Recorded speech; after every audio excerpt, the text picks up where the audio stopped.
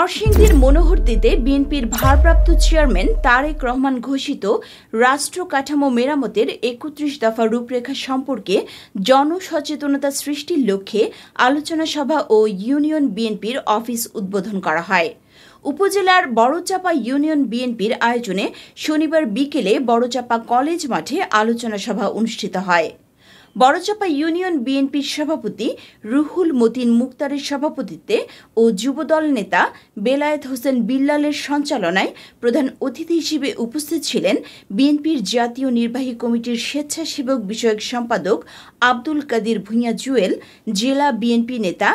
AKM Based মোল্লা ভুট্টু, যুবদলের আহ্বায়ক নাদিম মাহমুদ বাইজিদ, সাবেক জেলা ছাত্র দল নেতা শাম্মীর রহমান টিপু, সাবেক ছাত্রনেতা পাপ্পু সরকার,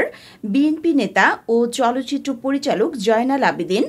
ইউনিয়ন বিএনপির সাবেক ছাত্রনেতা সোহানুর রহমান সোহাগ সহ আরও উপস্থিত ছিলেন উপজেলা ও ইউনিয়ন বিএনপির অঙ্গ ও সহযোগী সংগঠনের নেতাকর্মী।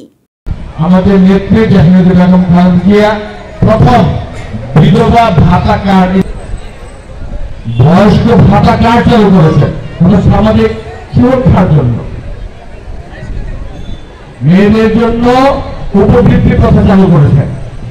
এমনিভাবে বিভিন্ন উদ্যোগ ইতিমধ্যে বিএনপি যে ক্ষমতায় ছিলেন তখন আমাদের নেত্রী জাহিদুল আলম খালেদা এই কাজগুলি করেছেন। আমরা ভবিষ্যতে আমাদের মায়েদেরকে, আমাদের বোনদেরকে আরো বেশি